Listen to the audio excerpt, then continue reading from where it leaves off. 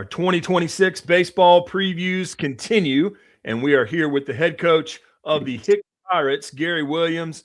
And Coach Williams, we're of course excited to talk to you with this program that you've stewarded in your 20 years at the helm as one of, if not the best, small school baseball program in the state. Just year in and year out with state championships and playoff runs. Playoffs ended last year against the eventual state champion Pelican Tigers, a team that y'all are familiar with. But catch us up on what y'all been working on throughout the summer, fall, winter, and what's brought y'all to opening day, which will be next week.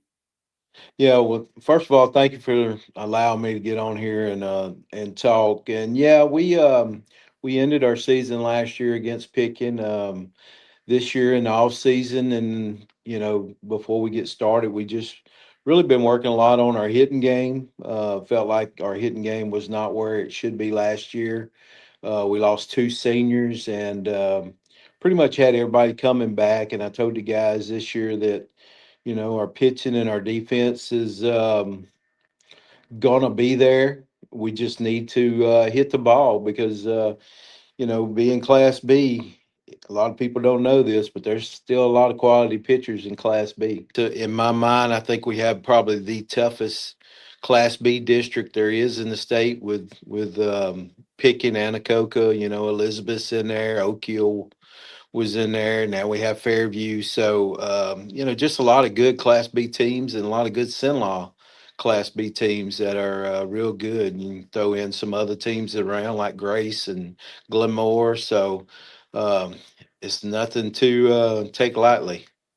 Yeah, and that is interesting. Is that really some of the best baseball in Class B year in and year out? You can find it in your own district. So knowing that once you get to district, you're basically in playoff atmospheres. Road games, home games, regardless. But knowing that your district schedule is kind of like that, what are y'all trying to do in your non-district kind of tournament part of the schedule to either get PowerPoints where you want them or see the competition that you think you'll be used to seeing once district rolls around?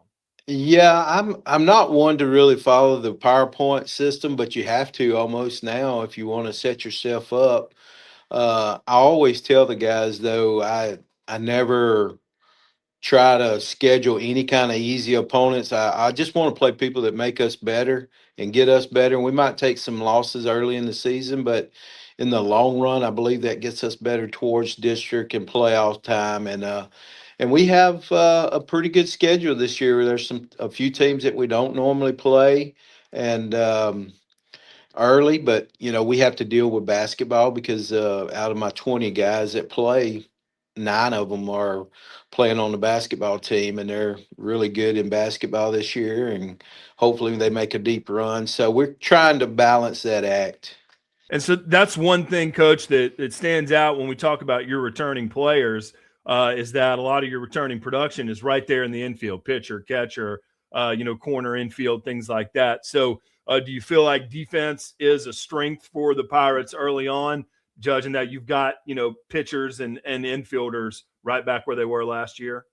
Oh yes, sir. I strongly feel like pitching and defense is definitely our strongest part, and we just got to get the hitting to match the other two parts. You're playing schools that play football and taking those challenges early on against bigger schools. Is that where hitting usually rounds into form by the time you get to the later part of the season? Is just getting quality at bats against quality pitchers early? Yes, sir. That's what we try to do. We try to, schedule these games that we know we're going to see some quality pitchers, and it's just a matter of us, being able to get the time and get on the field and work at that part of our game.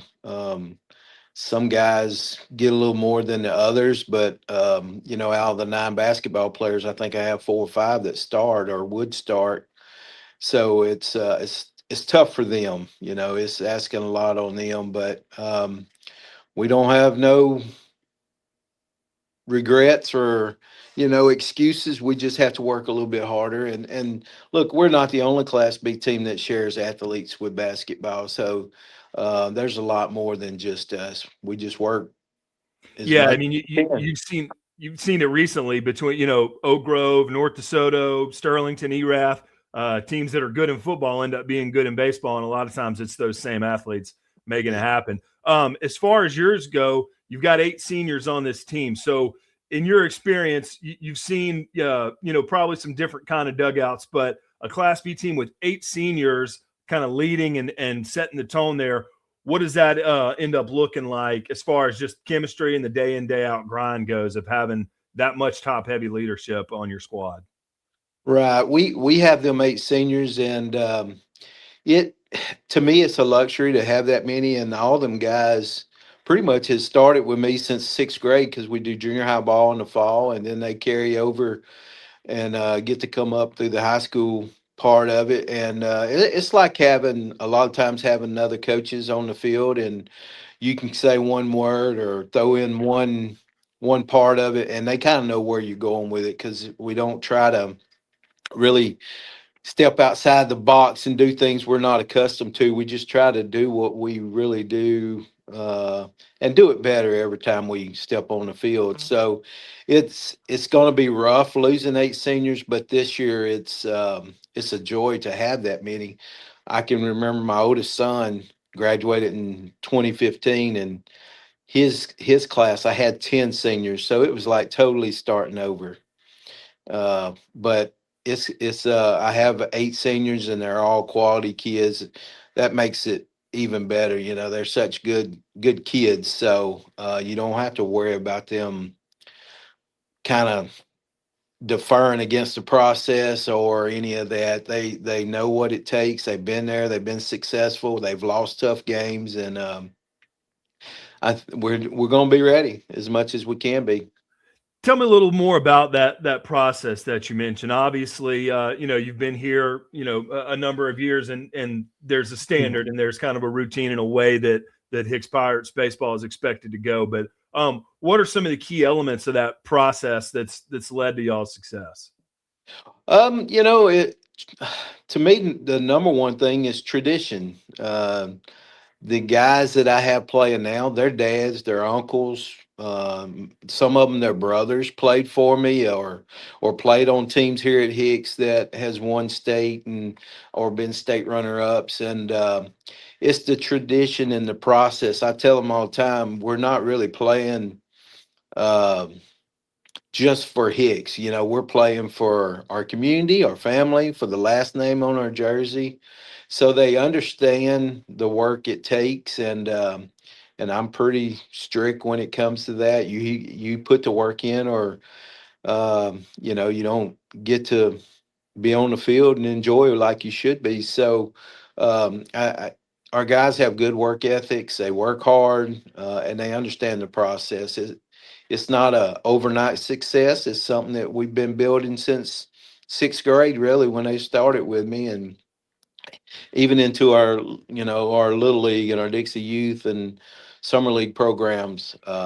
Baseball and basketball is just a tradition here at Hicks, and they take a lot of pride in it, and that's a good thing. What is it that you're going to want to see the most that'll define success for y'all getting off to a good start? Right. I want to see the main thing. I want to see our hitters take good at bats. Understand the part of the game that we've been struggling at, and I think we'll be better at. It's like hitting behind runners, moving runners, putting them in scoring position, because that's the key. Because if you don't get them in scoring position, they're not going to score. And early on, that's what we're looking for, seeing how they adjusted pitch by pitch, at bat, and just put themselves in a situation that they can help their team and help themselves as well. Well, like you mentioned, a tradition of excellence. The banners are there to prove it. The culture is there to prove it, and the way that you've, like I said, steered this program over the past 20 years, the proof is certainly there for Hicks Pirates baseball and what's been built, not just by you, but by everyone that's put into it. Exactly. So Yeah. we certainly appreciate your time previewing this season. Should be another successful one for the Pirates, and we hope to be able to cover it all throughout the spring as y'all try to get back to Sulphur, get back to state championship game. Well, I appreciate it. I appreciate your time, and I appreciate everything y'all do for us schools and our athletes and our kids. And we're going to give it our best and give it our all. And I guarantee you, we will work hard. Yes, sir. Back to work next week. Opening day is here. Thank you so much, Coach. Thank you.